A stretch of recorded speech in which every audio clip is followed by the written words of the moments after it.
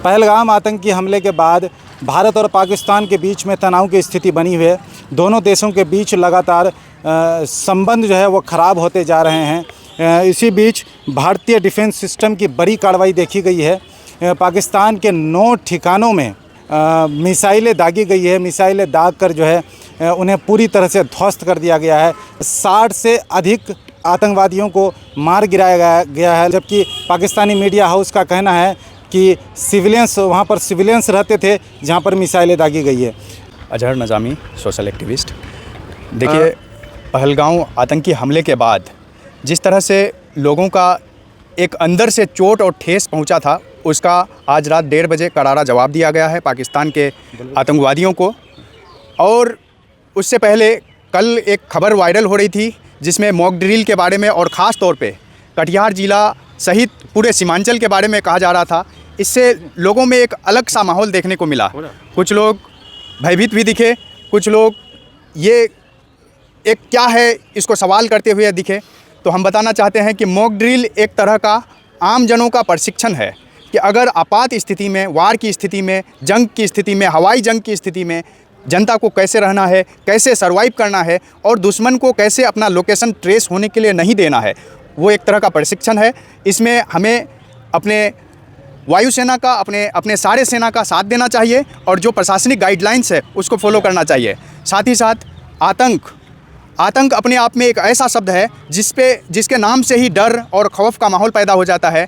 और हमारा कहना है कि fear should not be Triumph, डर की जीत नहीं होनी चाहिए, यानी डर को हर हाल में हराया जाना चाहिए, उसका मुंह तोड़ जवाब देना चाहिए।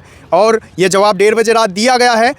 आतंकवादियों के 9 ठिकानों पर हमला किया गया, मिसाइल दागी गई है। इसके लिए हम भारतीय सेना का तहे दिल से शुक्रिया अदा करते हैं। धन्यवाद। क्या नाम हो आपका? मैं सुनील सिन्हा, जेडीयू प्रखंड अध्यक्ष आजमनगर, सह 20 सूत्री उपाध्यक्ष आजमनगर।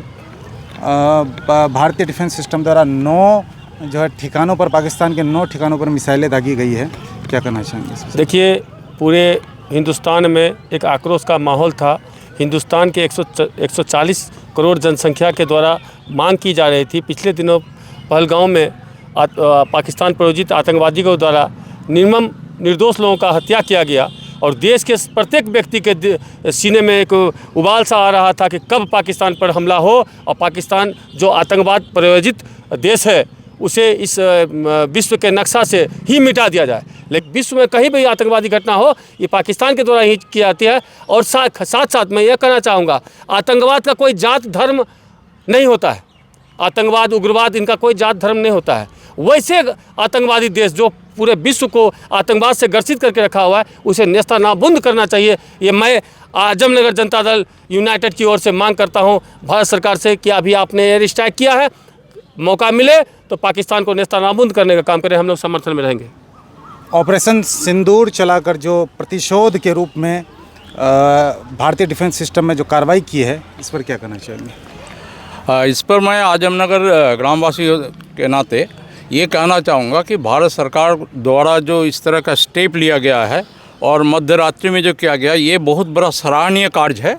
और ये भारत सरकार केवल उग्रपंथी के नस्ताबूद करने के लिहाज उसमें पाकिस्तान की आम जनता को कोई क्षति नहीं हो, ये भारत सरकार को हम सराहनीय कहेंगे। ये हस्तक्षेप जो है अभी उग्रपंथी के जितने ठिकाने हैं उसको बर्बाद किया गया है। और उम्मीद है आगे भी भारत सरकार ये सारे टेररिस्ट जो है पाकिस्तान जिसको शेल्टर दिए हुए है, इसको नस्ताबूद कर दे। और इस तरह के इसमें पाकिस्तान सरकार को भी सहयोग देना चाहिए। लेकिन पाकिस्तान सरकार जो है उग्रपंथी को सहारा दे रही है, उसको फाइनेंसिंग करती है। इसीलिए पाकिस्तान सरकार को भारत सरकार की ओर से चेतावनी तो दे ही दी गई है और इसको अटैक करके पाकिस्तान के हालत ऐसे ही ख़राब है और ख़राब की ओर चला जाएगा। ये पाकिस्तान सरकार समझ नहीं पा रही है और सारे टेररिस्ट को पनाह दे रही है। मॉक ड्रिल के नाम पर जो लोगों में दहशत है, आज शाम में जो है मॉक ड्रिल के नाम पर जो सायरन बजाए जाएंगे, जो दहशत लोगों में फैली हुई है, उसमें क्या कहना चाहेंगे? देखिए, ये दहशत कोई दहशत नहीं है। हम एक अच्छा एक सीधा गाइडलाइन लोगों को नहीं दिया गया है अब तक। हाँ, गाइडलाइन बच्चों में खास करके दहशत का माहौल है। गाइडलाइन बेहतरीन ढंग से देना चाहिए था और अगर गाइडलाइन नहीं दिया जाता है तो लोग जो है खौफ व हरास में रहेंगे ही।